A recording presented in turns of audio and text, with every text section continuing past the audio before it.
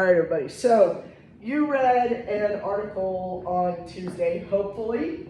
Hopefully you took that hour and 15 minutes that you did not have to sit here in class to read. And today I'm going to talk about critical theory in general. The article should give you enough of sort of a background idea of what we're talking about. The thing I liked about the article I gave you was that, number one, it's not extremely long. But number two, it's also not written in a way that's completely incomprehensible, which most of the time critical theory is written that way. And I end up giving you like the shortened version that looks something like what you read, where you get applications of different types of critical theory. So what I thought I would do is invert this a little bit. You get this little bit of an application. I'm going to give you the deep theoretical background crap that you don't want to read, I promise, right? And I'll sum it up for you as quickly and easily as I can. If you think there is no point in understanding critical theory as it is a part of rhetoric, or at all, let me tell you, I was in Jefferson City all day yesterday. And I sat through a committee meeting, I sat through 2 House hearings, and I sat through a Senate hearing. And let me tell you something. This topic came up twice. In the House committee hearing, in the Elementary and Secondary Education Committee, and in the Senate, where I got to watch the senator from Columbia area really give a pretty decent demonstration of why this stuff is important. And to give you an idea of why it's also important, a very real one. I was sitting next to an agriculture student and a history student. They're both majors, they're both graduating. And then there was me. And then I had these 2 freshmen over here. The 2 freshmen, I don't think they were like even following it, right? Which is fair, that's fair. But the other 2, again, agriculture and history, not even both in this college. I mean, at this university, but one's in the ag school. And we're in the College of Arts and Sciences and Social, whatever the heck we are. Humanities, right? Every time I go to a new university, I get a different name. Since I've been here, I've been in 3 different names. It's very confusing. The idea, though, is that arts and letters, or arts and sciences, as we generally call it, is where history and communication live in our university. Agriculture lives over in sciences somewhere, natural sciences, I think. Those 2 were literally covering their faces trying to keep from making noise. When a man, a senator, I don't know where he was from, I looked him up, but a senator on the floor of our state capitol said that diversity, equity, and inclusion efforts are the same thing as the brainwashing for Hitler's youth. Now, if you're not familiar with Hitler's youth, it was a group of young men, who were trained in the ways of the Nazi way of thinking to produce an Aryan race, to really get us to the point where he was getting soldiers who were willing to set people on fire and gas them to death, okay? So, equating DEI with the rhetoric of Hitler's youth, for lack of a better term, is appalling.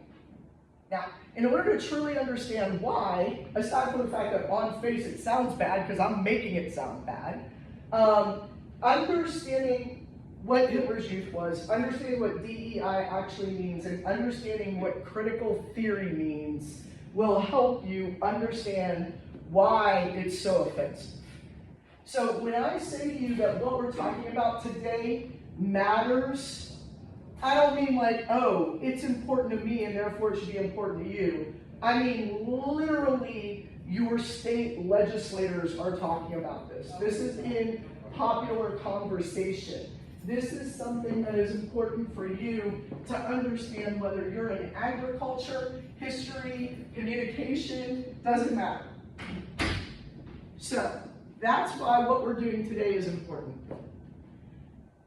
I take this week to talk about critical theory because it is what most rhetorical critics focus on, and also it's the term you hear about the most, okay? So let's just start by breaking apart the terms though. Critical, what does it mean to be critical of something?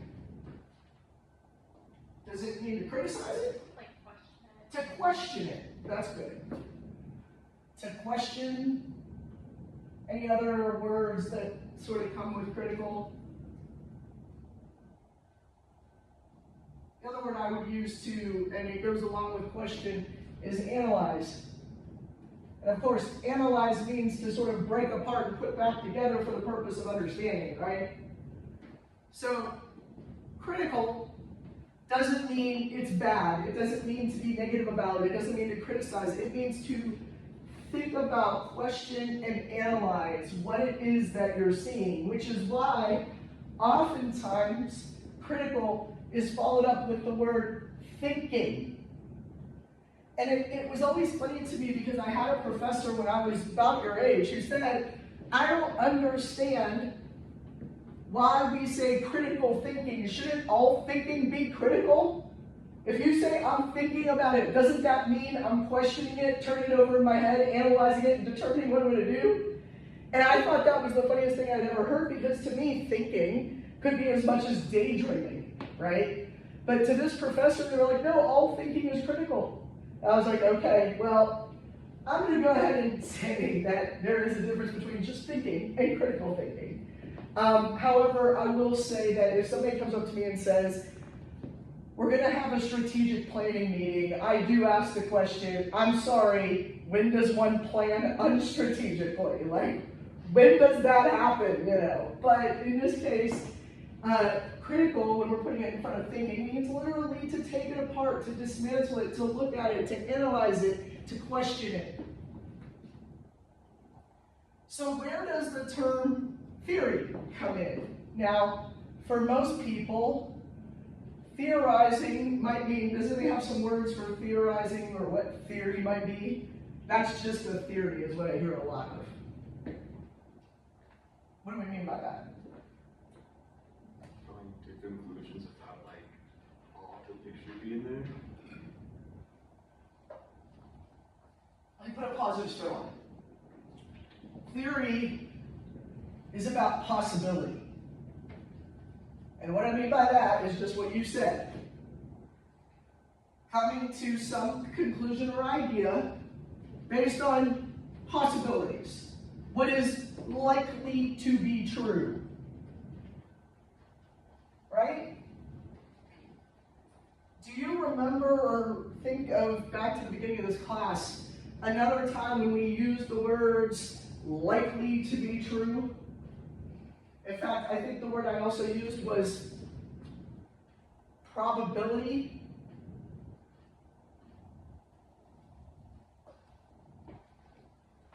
I probably said something like most likely to be true. And that was when we were defining the term rhetoric. Aristotle said that rhetoric is about finding what is most probable at the point of stasis. Theorizing, you don't need opposition to theorize. You're just like, I theorize that I'm sick because I was hanging out with a bunch of 3 to 10-year-olds on Saturday at an Easter egg hunt for lower privileged kids, right? I theorize that's how I got my cold.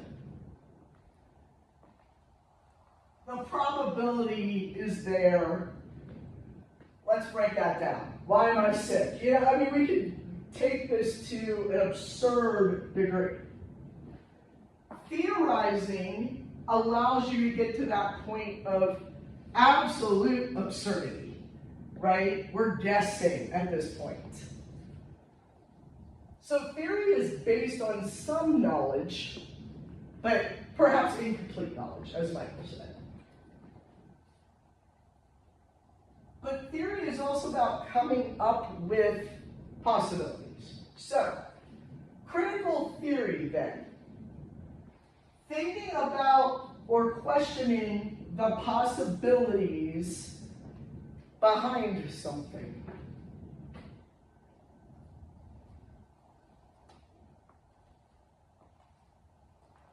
For example,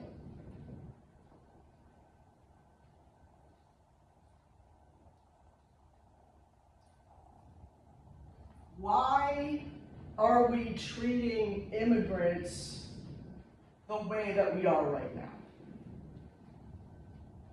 Well, if I theorize about that, I could come up with a bazillion reasons why. Well, they might be criminals, right? They might be problematic for our economy. They might be here illegally. I theorize that some of them did not go through the process they were supposed to go through. I theorize that they don't all speak English and they should, or whatever. Pope Francis, before he died, said we should treat immigrants as Christians would treat people, which I really wish he had put it that way, because I've seen some pretty shitty Christians lately. Don't know about you. People who claim, I'm not going to say shitty Christians, that sounds judgmental. I'm going to say people who claim to be Christian, like outwardly, and treat people pretty badly, right? But, okay, I think he meant to be good to immigrants, right? Those are all possibilities. I don't know that they're all probabilities. Some of them are. But why would I even ask that question? Why do we treat immigrants the way that we do? It seems like I'm making a very specific type of claim. Remember when we talked about Schulman? There were 3 types of claims. Does anyone remember what they were? Fact value policy. Yeah, fact value policy. I seem to be making a claim here when I say, why do we treat immigrants the way that we do? And that claim seems to be less about the should, less about how we treat them, and more about, is it good or bad? So I'm making some sort of claim of quality. Is it good or bad? And I'm theorizing about that. And I'm assuming that when I say, here's how we should treat them, that you agree with me on certain premises. I saw a video of one of our state representatives that was just brilliant. And one of the things she says in it is, I am sick and tired of people thinking that an IUD is a bomb or a landmine. I'm kind of over that too. Have you guys heard this? An IUD, my IUD? What do you mean? You have a landmine? You have a bomb? Yes, I've got a bomb in my uterus, guys. Right? Or she said that some people in the state house, and I totally believe this, were equating a mastectomy with a hysterectomy. Not the same thing. Men can even have mastectomies. I don't know, but I'm pretty sure they can't have hysterectomies last time I checked, right? Why is that important? She is making a moral claim when she's theorizing and questioning why people are doing what they're doing and how they're thinking. Critical theory does force us to question the way that we are thinking, specifically in terms of power. Critical theory is interested in power. When we utilize critical theory, we're using it to question and analyze the power relationships. For those of us in this classroom in rhetoric, we are looking at the power created through language. If it's true that communication is about creating and maintaining meaning, then what power relationship is being set up or created and maintained with our language?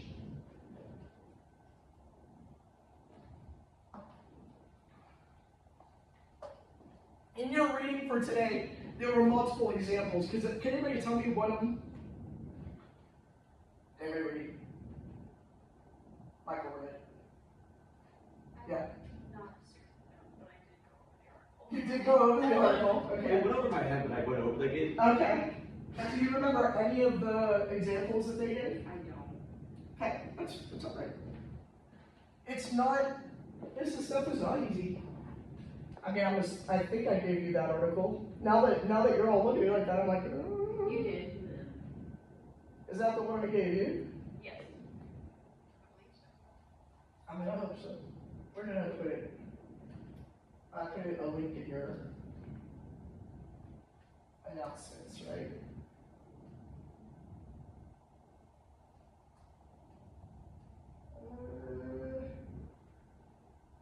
Sorry, my phone is about as useful as yours. Oh, nope, that's your papers. I'm out of class today. Crap. Oh, there it is. Okay.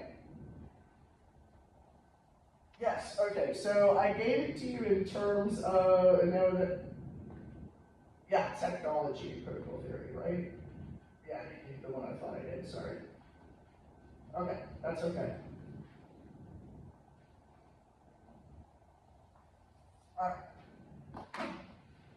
Power relationships. In the case of your article, it's talking to you about, excuse me, how technology is specifically used to maintain power relationships.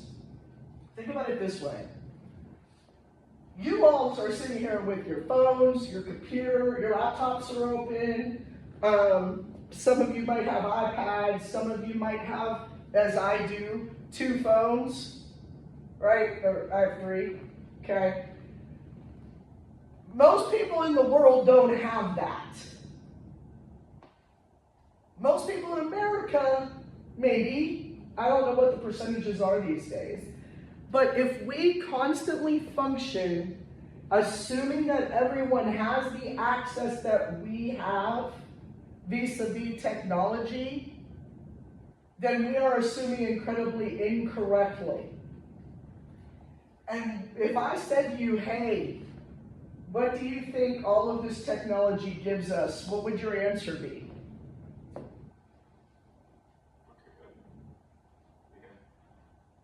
advantage above other people. Gives us power. Gives us power over people, right? Now, me and you, let's just say we're on equal terms when it comes to technology, right? Which we are. So you and I are on equal terms. What gives me power over you? The fact that I can control your grades. That gives me power over you. The fact that I have knowledge that supposedly you want, or need, or should have, or require in order to get your degree, right? That gives me power over you. What gives you power over me? Honestly, not a whole hell of a lot. I'm a tenured professor. You can't do a whole lot. I mean, you can really make my life a living hell if you wanted to, right? But for the most part, you're pretty powerless in the classroom, right? If you didn't show up, if you didn't do your work, what would happen? Right, which takes us right back to grades. Not technology, grades. However, if, for example, I am going to be working with underprivileged children in a particular community, and I talk to the manager of this community, and the manager says, I don't understand. I sent out mass emails over and over again. I'm sorry, are you expecting these underprivileged children who are in underprivileged families to be able to have email all the time? That's probably not likely. That's probably very, very unlikely. So we did use email, but we also used non-technological means to share the message. Because we knew that the power of putting up a piece of paper at the bus stop was greater than sending out an email. Does this make sense to you? So when we're questioning power, even at the most basic level, in critical theory.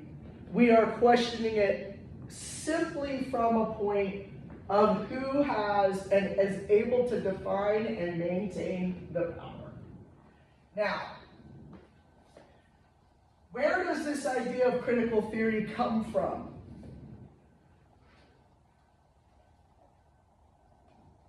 Well, it comes from philosophers, but particularly political philosophers. What do I mean?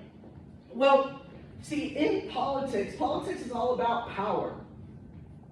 Having power to make laws over another. In a democracy like ours, we're supposed to be able to participate in that lawmaking. Although if you go to the House or the Senate gallery, you're allowed to sit there and watch, but sadly, you are not allowed to throw things and shout out when they're speaking untruths. We shouldn't be allowed to do that. I was sitting in that gallery and I so wanted to be like, no! It was awful. But we are elected representatives for a reason. We are a republic.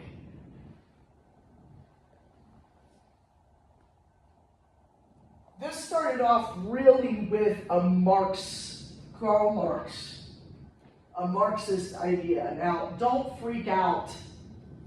Everybody's like, oh, that means communist. No, it doesn't.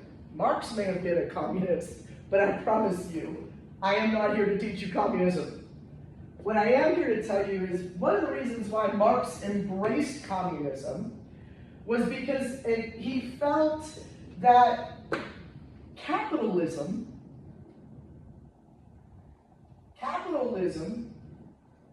creates a power structure that disadvantages people without money. Oh God, I hope you were sitting down for that. Right? I mean, that's not really, I'm not promoting that way of thinking, but I am promoting that is a statement of fact, true fact, in my humble opinion. Of course it does. It creates a hierarchy. Duh. Communism attempts to not have a hierarchy. Does that work? Absolutely not. It always fails. Sorry, that's an opinion. Possibly a statement of true fact, but definitely my opinion, okay? Definitely my opinion there. But communism has never worked. Capitalism has always worked.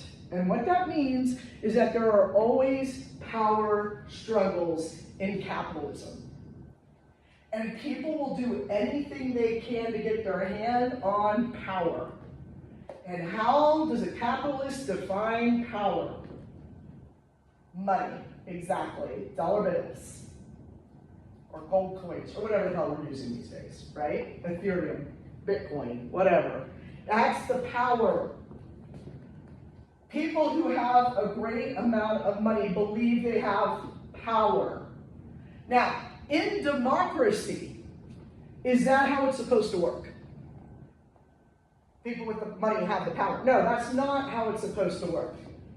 The power is supposed to be within the people, meaning the mass majority, right? Now, does that mean that Donald Trump did not win the presidential election? Absolutely not. He definitely won.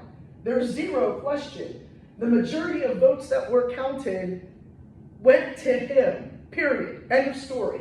That's not debatable. How he went about winning might be debatable, but it's not questionable that he won. Does that make sense to you? So we can theorize about how he won by looking at the question of power in the campaign. Right? So if I want to study the communication of our government or of, Donald Trump's campaign, and I want to look at it from a critical perspective, then I'm going to look at the power relationship created by the language of the campaign. Does anybody remember some catchphrases from Trump's campaign that we can say helped him be successful? Well, that would be for the first year, but that's okay. That's okay. Trump 1.0 is definitely, I'll drain the swamp. And why was he able to drain the swamp? According to him. And I know? You don't remember, you guys were like barely 12 or something, I think, right? How old were you in 2015, 2016? 10? Yeah, okay, I'm sorry, you definitely don't remember this. He said he would drain the swamp because he doesn't owe anyone anything. He has all the money he needs. He can afford to run his campaign himself. No one, I have my hands in no one's pockets. These are things that he said, equating his ability to win, his ability to be put in a position of power with his money. Do you see how he did that? What about this election? Do any of them catch you? Any phrases you remember from Donald Trump for why he won? Did anybody vote? You voted? You voted. You voted. So you paid attention. Any ideas on anything that Trump said that might, I'm not asking you who you voted for, I'm just saying that might have helped him win this election? He focused a lot on economy. Absolutely. It's something that people are really hoping is fixed. Specifically inflation, right? He said, I will bring inflation down on day one. Donald, I love you, but nobody, I don't really love any politician. Nobody could do that. I will bring the price of eggs down to 99 cents on day one. Good luck. I mean, it would be nice if you could, but for most of us, we would look at that and go, yeah, that's not going to happen. I don't care if freaking Obama said it. It does not matter. It's not going to happen on day one. I will stop the war in Ukraine in the first 24 hours that I'm president. What? How? But most people, and this is true, don't critically think about those phrases because we're too busy wanting them to be true, right? For us, the statement, and by us, I mean all of the people in America, in the United States, we were not thinking, oh, there's no way to get the price of eggs down to 99 cents on the first day. But boy, wouldn't that be nice? Who's going to say no to that? Everybody thinks that would be nice. And there are certain reasons to believe that it's possible that the price of eggs could drop, that the price of groceries could go down, that inflation could slow, and that the war in Ukraine could be stopped. And in our minds, we might be critically thinking, okay, that cannot happen on day one, but it can happen, right? And that's why all of a sudden we're in day 87 or so, 92, I don't know. We're not quite at 100 yet, and the first 100 days is considered your golden age when you're a president. It's been a rough 100 days for Donald Trump. That is a statement I think that's fair. To critically think, you know what, you're right. There's no way you could have done that in 24 hours. But 100 days seems like maybe that should have been enough time, right? The bird flu is no longer a big issue, and yet I still paid $8 for 12 eggs. Has the price of eggs come down yet? Has anybody noticed? No, You stopped buying them? it's still about $4.55 For a dozen? for a dozen. Sorry. Okay, that's a lot. I got them at the Bear Pantry a couple weeks ago. You got them at the Bear Pantry? Yeah. I was surprised that they had them. Are they free at the Bear Pantry? Yeah. Well, the truth of the matter is this. Eggs are healthy for you. I mean, granted, when I fry them and put them on top of a bologna sandwich at 12 o'clock in the morning between 2 slices of white bread and some mustard, probably not the best healthy. But generally speaking, eggs are necessary for things. Cooking an omelet, they're a good protein source, and they used to be cheap. So college kids, you know what you guys don't get a lot of? You don't get a lot of good quality food. So there are some people who would just deliver eggs to the pantry. either, my guess is they did not pay full price for those, right? But they're still good eggs. Just because the average consumer can't get them for less than $5 a dozen doesn't mean you can't, right? Because we've got some socialist ideas, right, that sort of work out. For example, Price Cutter in Nixa had eggs for $1.99 a dozen when everybody else was selling them for $8. And I'm like, not the Price Cutter in Springfield, not the store down in Clever, just Nixa, because somebody gave them their eggs from their company, right, to sell. And I'm like, okay, so does this mean they're not pasteurized? Does this mean they didn't have to get FDA approved? I don't know what happened with them. I bought them though, because they're eggs. I could have just gone over to my neighbor and like stole some eggs, right? I mean, this is not that hard. Eggs should be a relatively easy thing to do. You expect them to go up in price just a little bit around the Easter holiday because people are buying more. But now we're all going to go, oh look, eggs are only $3.78 a dozen. Sweet! And everybody's going to think that's okay now. So when we used to pay 99 cents not 5-6 months ago for a dozen eggs, or $1.28 or whatever it was, $1.56 that we were paying, we're all going to be comfortable with that. Here's how that works. According to Marx, what you do is you create a demand and a drive for something in capitalism. This is his problem with capitalism.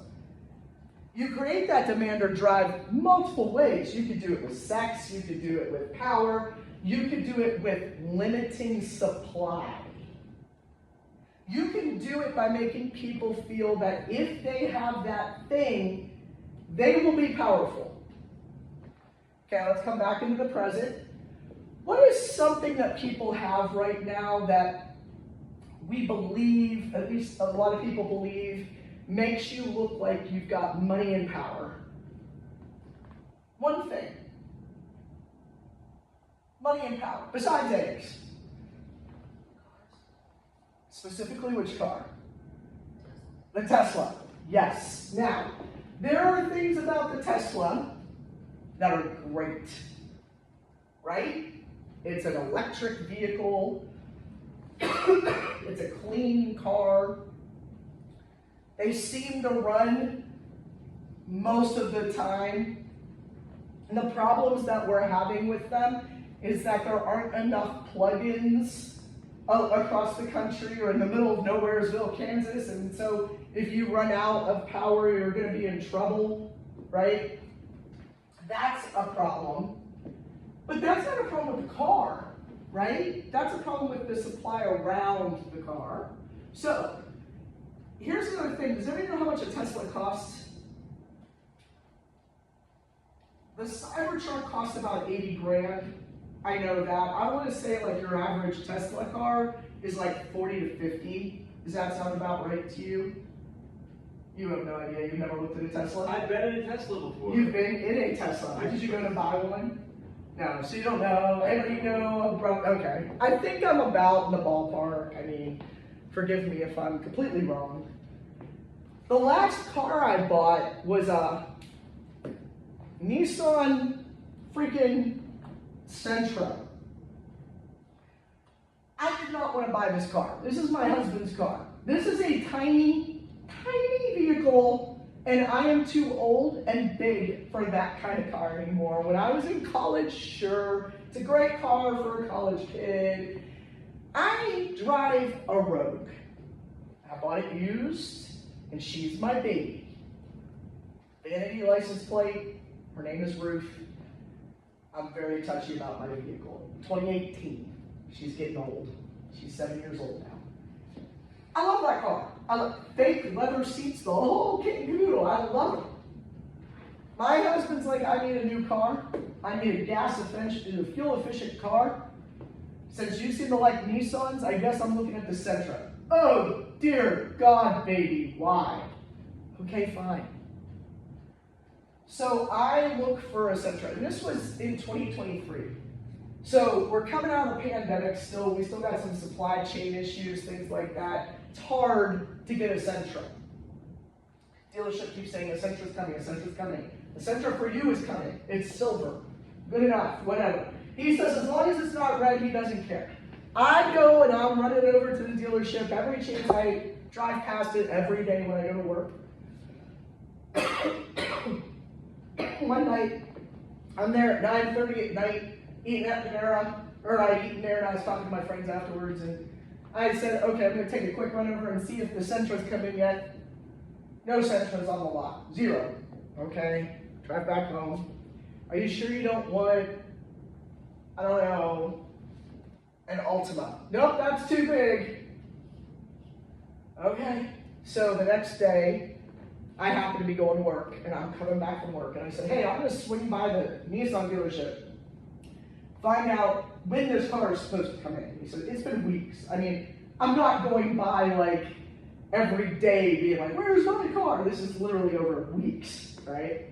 But the next day I go, and I ask for my guy, my sales guy, and they're like, oh, he's sick today, he's not here today, how can I help you? And I said, well, what I wanted, they said, okay, well, hang out in the lobby here, we'll get you a sales guy. I said, okay, great. So and then I was like, yeah, I'm gonna walk outside, it's a nice day. And I'm walking out, I'm seeing all these Ultimas. And then I see one that's slightly shorter. I'm like, huh, maybe it's just pulled it. Nope, that's a Sentra. And it has tinted windows, which my husband always gets his windows tinted because he drives around in the sun all day. I'm like, tinted windows, it's crimson. Very red. A deep red though, like a dark crimson. Almost a garnet. But it's red. But it's the only one on the lot. So I go in, I was like, excuse me, you have a Sentra out here and it says it's $23,000. And they're like, oh yeah, we do have a Sentra. Huh, who knew? Okay. So I call my husband, you need to get up here. You need to test drive it. You need to see if this is the one you want, because you can't get a Sentra. By the way, I still think the Sentra makes us look cheap, but okay. So he goes and we get in there and they're like, oh, by the way, you've been approved, here's your, by the way, we have excellent credit. We've got like really good credit, which is, that's on him, not me, I can't do credit. He does good credit. We sit down, I make the money, he has the credit, $23,000 for a freaking Speedo version of a car. I said, okay. We sit down, we're going through stuff, and the guy goes, I'm sorry, this car has not been inventoried yet. Somebody drove it up from Oklahoma that day because Oklahoma couldn't sell it. So they sent it up here so there would be one Sentra on the lot. Because, you know, dealerships like to keep all of their cars on the lot. There were exactly 222 miles on the car when we looked at it. That's the 222 miles it takes to get from Tulsa to here. So we're like, oh, you know, and they're like, and here's the bad news. The sticker price you saw was for Tulsa. The sticker price in Springfield is $26,900. We had to pay $4,000 extra because we didn't buy this thing in Oklahoma. Like next time I'm buying a damn car in Oklahoma, I'm just saying, call me nuts. You can buy the car wherever the hell you want. So I'm pissed that we paid $27,000 for this little tiny bug of a car. He drives around town like it's nothing, and he beats it all up, and okay, that's why we bought the car. Why am I telling you this? Because we had to buy a car at that time, and the supply chain was really stuck. And interest rates were high, not as high as they are now, and not as bad as the supply chain is going to be later, by the way. So we actually bought the car at the right time, not the wrong time, but we thought it was the wrong time. Why didn't we go for a Tesla? Well, because the rumors were starting that Teslas weren't as good as people thought. Of course, that's in the Midwest where you don't have plug-ins. I could go on and on and on. Lots of reasons why. But don't think we didn't consider it. And not because we were like, ooh, Tesla, that'll give us a name. No, we don't look for names in our cars. Some people do. So then, Donald Trump and Elon Musk, for lack of a better metaphor, get in bed together, right? They're besties. And we know it. And all of a sudden, buying a Tesla is political.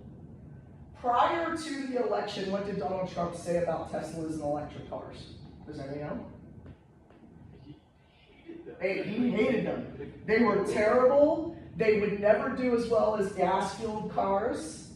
They would blow up. They would die easily. There was nowhere to charge them. All the usual suspect problems. Were they like too progressive? They were too progressive.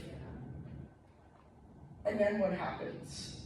Elon Musk gives Donald Trump $1 billion for his presidential campaign. And all of a sudden, what's Trump doing? Car salesman sales on the White House lawn. At the very least, he's buying a Tesla on the White House lawn, right?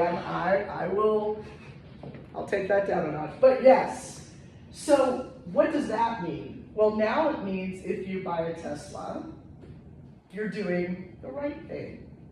All of a sudden, Teslas are great cars. So reliable, so efficient.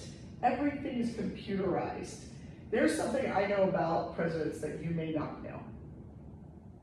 When you become president of the United States, you are no longer allowed to drive. As long as you are president, somebody else always has to be driving you. And it has to be a Secret Service person. You're not allowed to drive. So our president just bought a car that whatever you think of the car, he will not be able to drive until he's no longer president. And I don't know if the rumor is true or not that Donald Trump does not have a driver's license. Because why would he? For anything other than a golf cart. I don't know. If I was as rich as him, I wouldn't need a driver either. Right? So now the vehicle becomes a political statement.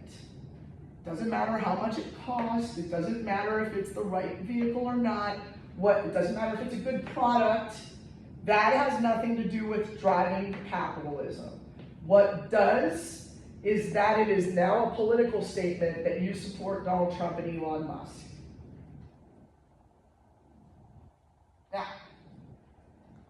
Marx would tell you that's what's wrong with capitalism. That it makes things powerful even when they're not. And unless we're able to understand where that power relationship is coming from, then we're not going to understand how things work. Now, is it true that Karl Marx also said, that's why capitalism's bad? Yes, he did. I'm not going there. I want you to understand Karl Marx from his philosophical point of view, which is to say, look at the power relationships that are being created by the messages around product.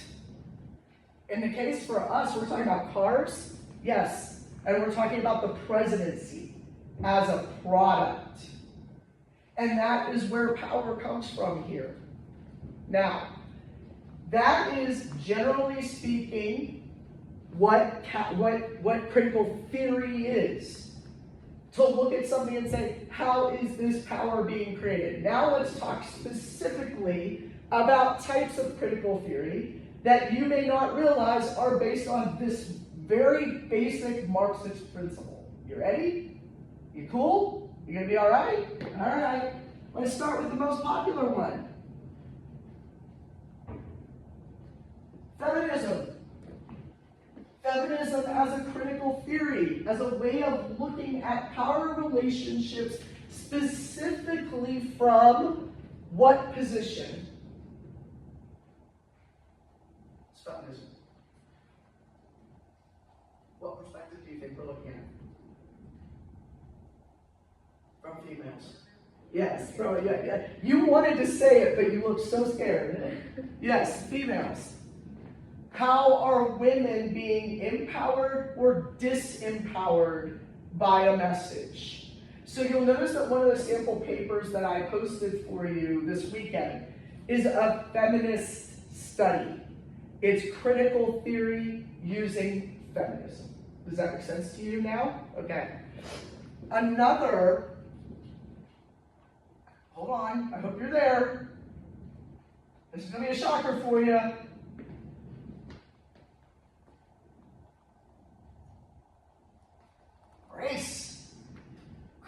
race theory, what do you think that we're looking for the power relationships that are developed when we're looking at it from this position? Whose position? Different races. Yes, exactly. And see, feminism isn't just about from the position of the woman, but from different gender identities. For example, a trans woman does not have the same perspective as me. Right? As a male doesn't have the same perspective as me. But they do have a perspective to be able, everyone has a perspective to be able to look and say, what does this do in terms of power relationships based on gender? What does this do in terms of power relationships based on race? So, all these people who were saying, you do critical race theory in schools, I have to beg of you, how do you do theory? And the answer is, you don't. Critical race theory in the classroom, and this was obviously what was on the floor of our state house yesterday and state senate yesterday. All critical race theory is an educational idea of looking at power as we create it through our languages. Through our language.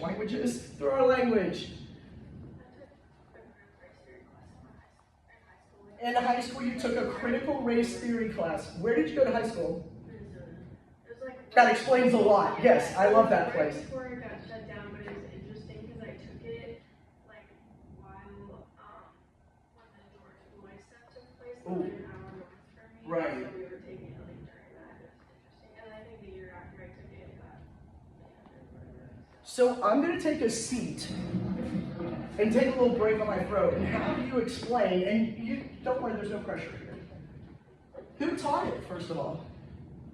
Was it a high school teacher? Yeah. Okay. I don't remember like subjects she actually taught. Probably literature is my guess, but Probably. yeah. Yeah, but she was a middle school teacher. She came over to the high school every day just to teach this class, but it was an online class, so I don't know. It was interesting. I just remember everyone who took it we all had the same ideas, like same opinions and everything, except for one person. So it was very easy to like agree with each other and like have conversations. But that one person disagreed. But the one person disagreed, and that was interesting because there's a lot of, I don't want to say like outspoken people, but very like, I'm going to give my opinion. There was a lot of debate. Like they're not, yes. That's not a bad thing, is it? No. Yeah. I don't think so.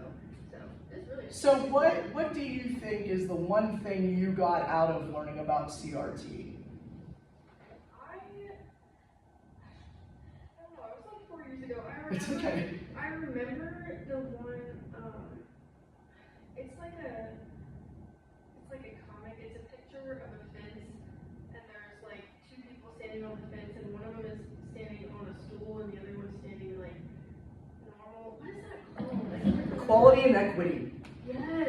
Okay, yes, so I remember talking the I believe I'm going to draw the cartoon. I mean, I'm not going to draw Jack. I can't draw, but I'm going to try to draw. Maybe what I call drawing a cartoon. So there is a fence that people can't see over, right? Yeah. All right, that's my fence. I don't want to hear about it. And so you've got people trying to see over the fence. If we do this,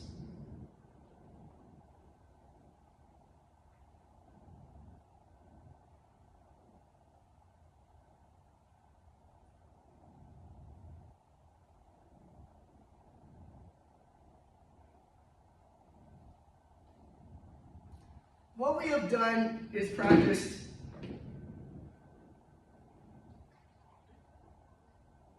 for equity.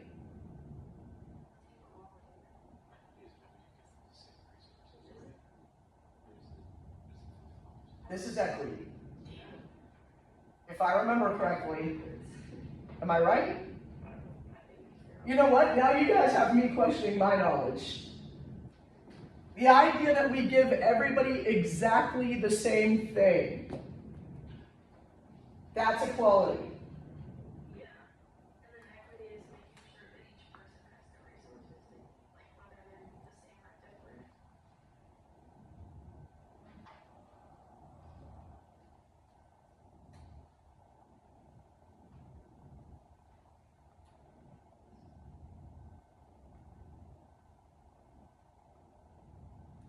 So they can see over.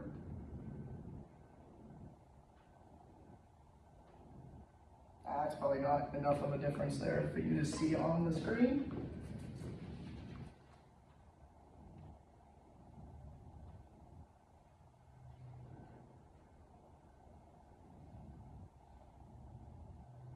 This person can see over. We've got it. Does this make enough of a difference for you to see the difference? No? Kind of, sort of? On this one, it has like 2 boxes stacked so they can see. There's that too. Yes. Okay. So that seems maybe like a good idea too. Yeah. But on this cartoon, it says there's equality, equity, and then reality. Yeah. So we didn't look at that. I'm gonna turn this just a little bit so that you guys can see.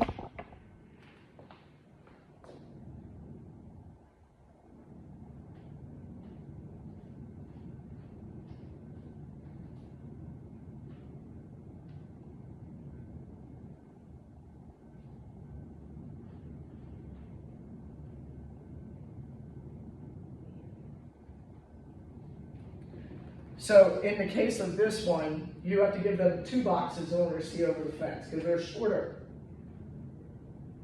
That's equity. When everybody has, as you put it in that cartoon, the resources that they need in order to perform at the same level as everyone else.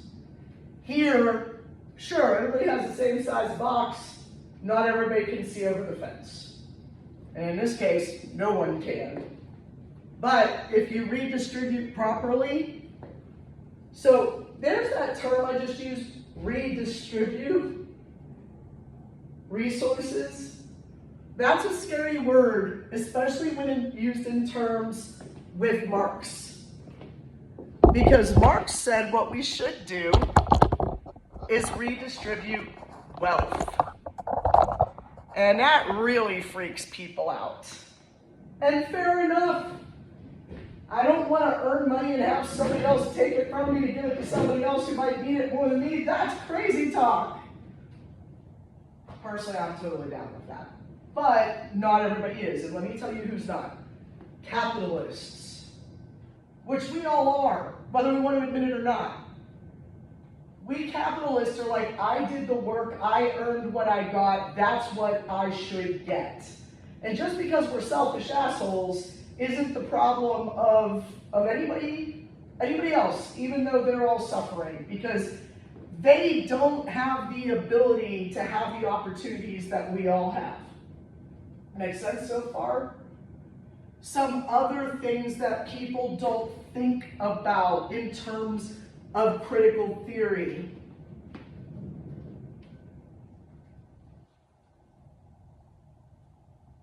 And this is the big one. Well, I mean, money is obviously a big deal, but this is the big one. This is the one we struggle with.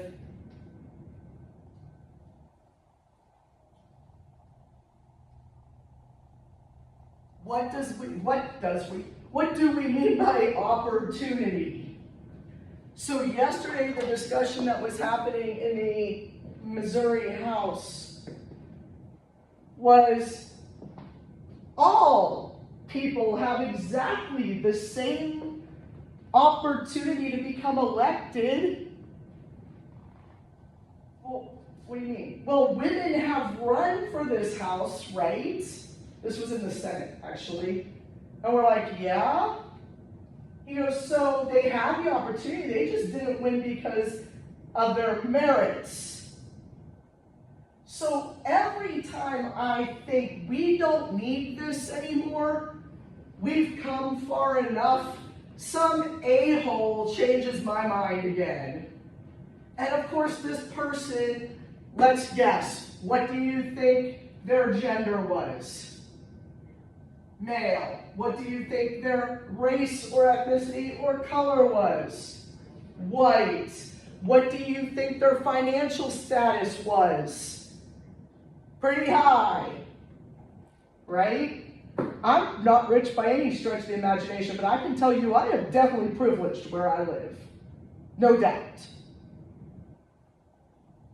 When I see little children who can't have an Easter because their parents can't afford an Easter bunny basket or whatever, whether you believe in Christianity or not, I don't care. Whether or not you think a bunny is a good idea or not, I don't care. But when you see children who can't have the things their friends have,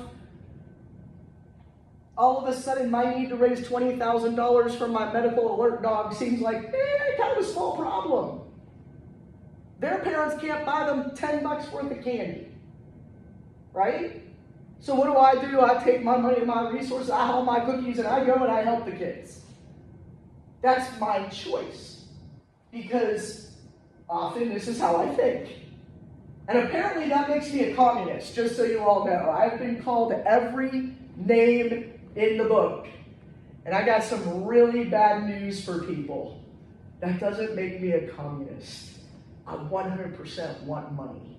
I'm 100% am a capitalist.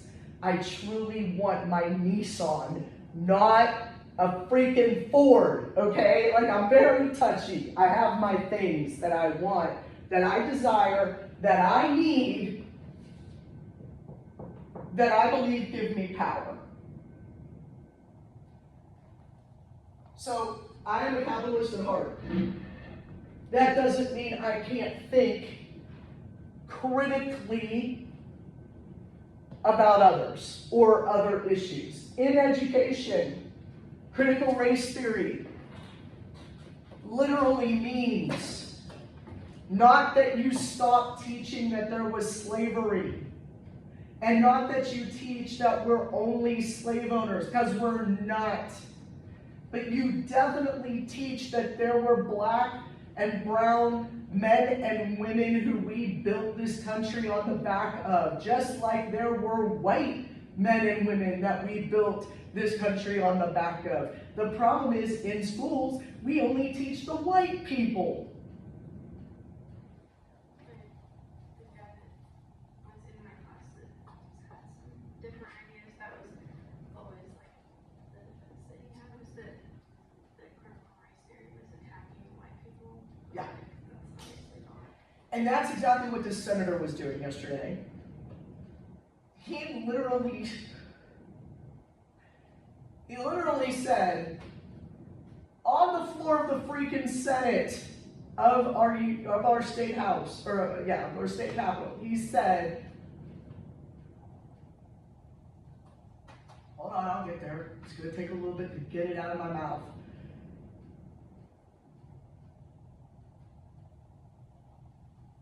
We're trying to get rid of white people.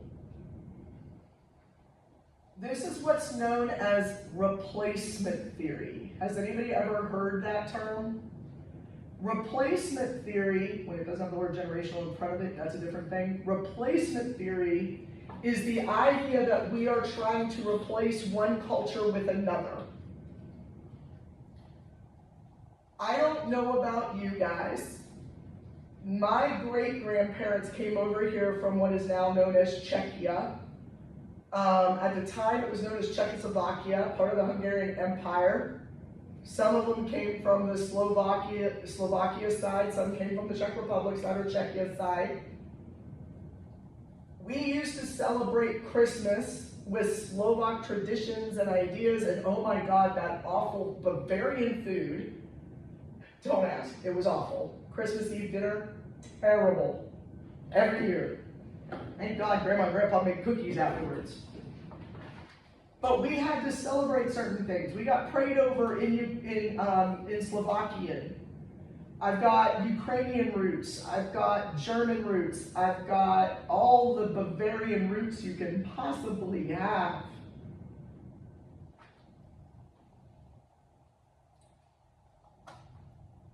Over time, my mom, who is an Italian-Irish lady, after my dad died, stopped making all the Slovak meals. John, my brother, complains that he doesn't get his bean soup at Christmas time, which I'm like, thank Jesus. Sorry, I don't like that stuff. But there are certain traditions that we have that we no longer practice. The only thing I know how to say in Czech is I wish a duck would kick you and I wish your pants would fall down and cool out.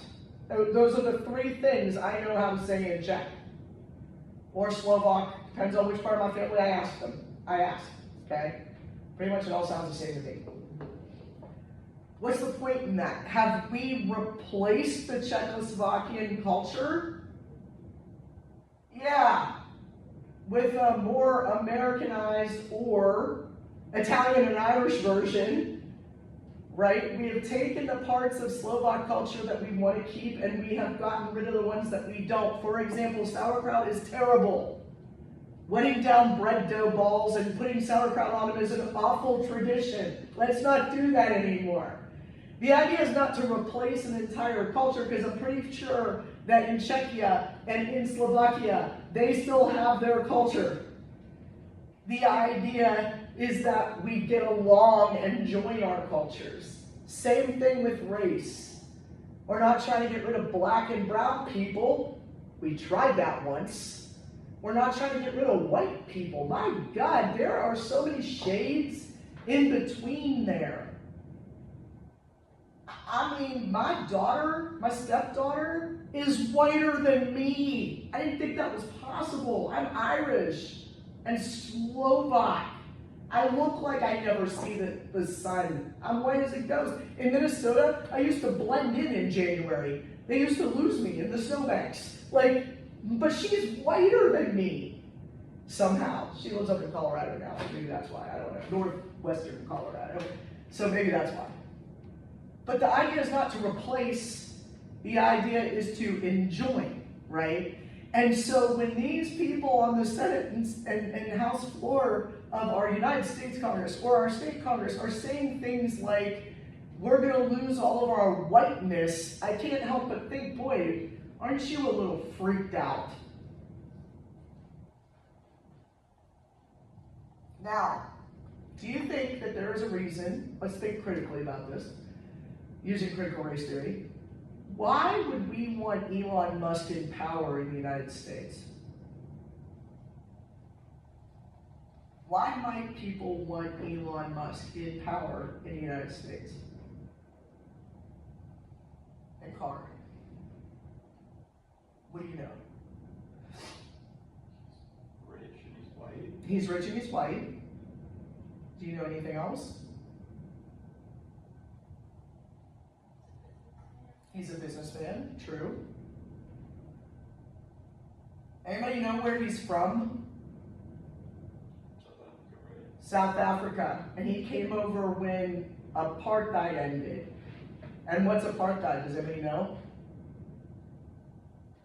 It's when the minority, white people, ruled over the majority, black and brown people, in South Africa.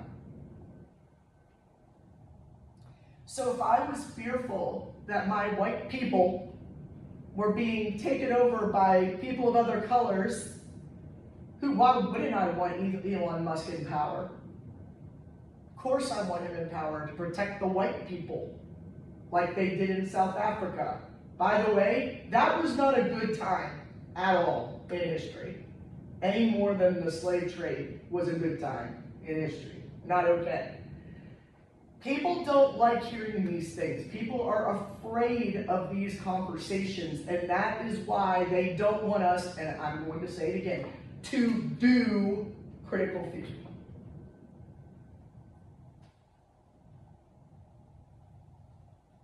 Now, the example that you have in your book goes into the Marxist idea as it was handed down through the Frankfurt School, which was a European continental course of study. It was not a physical school. It was a school of thought formed by people that they called Marxist sympathizers, but they weren't Marxist sympathizers in terms of being like communists or socialists. They were Marxist sympathizers in that we need to understand how our current systems are used to disempower others. For Michel Foucault, a French critical theorist, it was people who have mental illness. He was a psychiatrist and a psychologist. And became most popular when he came over to America, much like Stephen Toulmin. Foucault explains to us, and this is true, by the way, you might not know this about our history, but I'm going to practice a little bit of critical theory here and help you know that way back when, in the 1980s, when I was in my 10s and teens,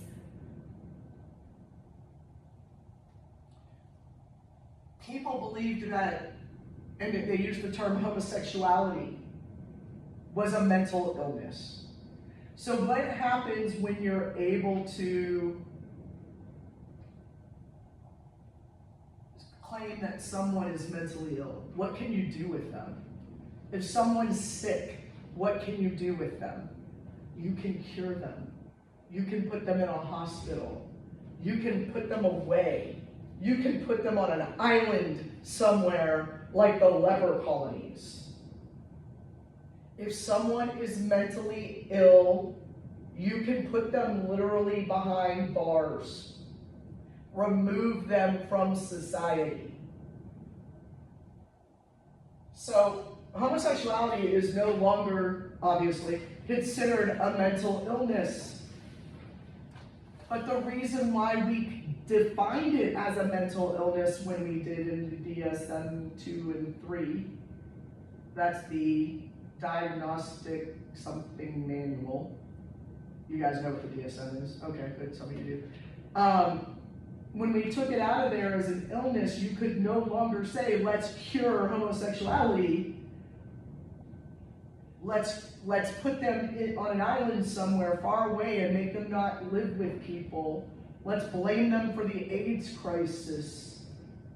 Let's lock them up behind bars in asylums, right? You can't do that anymore if someone's not diagnosed as sick. And so you can only imagine how things have gotten so much worse with the idea of not just homosexuality, but transgender identity. Forget transsexual identity. Let's just try to accept transgender identity. And every single time that we try to define something as a mental illness, we then treat it as if it can be cured or treated in some way. My depression can be treated. God, I hope someday cured. Because it's an illness. My sexuality, not an illness. But today, my sexuality is not an illness because I'm a straight cisgendered woman married to a man. We have to learn to accept that it's not an illness if I was a queer woman living with a woman and, I don't know, another man. I don't know, whatever it is that I'm doing, right? If my cisgender identity is a mental illness, then why is somebody else's gender identity an illness, right? So that idea that we define things in order to create power structures and maintain power over people will never go away. And so Foucault and others tell us, no matter what we do, we are not getting out of this. So why practice and understand critical theory? What's the goal? The goal is not emancipation, it's understanding. Okay? So when we say we're going to practice CRT in our grade school classrooms, that means we're going to teach, understanding that we've always taught as if the white is better than the black, or the light is better than the darker, and the rich is better than the poor, and the more opportunity is better than the non-opportunity, right? we're going to understand that that's what we've done and that we shouldn't continue to do that. So instead of just saying slavery bad, we talk about the men and women of darker skin colors who did good for our country as well. Does this make sense to everybody? It doesn't mean we stop talking about Thomas Jefferson. It just means that we also talk about the slaves that he freed, right? Do you see what I'm saying? And by the way, we don't talk about every single white person who ever existed either. Right? Questions about critical theory and why it's related to, or how it's related to rhetoric and why we study it? No? Okay. Tuesday and Thursday. What do I have on the agenda for Tuesday and Thursday? More critical theory, I think. Yeah? My laptop's good, I can't check. Oh, well, that is unhelpful. Does anybody have their solistic and my age kids? I think there's that one week where you didn't have like it listed. Oh, okay. So what were we supposed to do this week then? This is current trend. Okay, so I'm still going on current trends. Okay, all right, good. Well then, I will have more for you. I will get that up for you this weekend for you to read for Tuesday, and we'll talk about it. Sound like a plan? I know, it's hard to believe, but there's still more. And by the way, if you have any questions about the samples that I put up or the written directions or anything, just let me know, okay? Alrighty, I'll see you guys next week.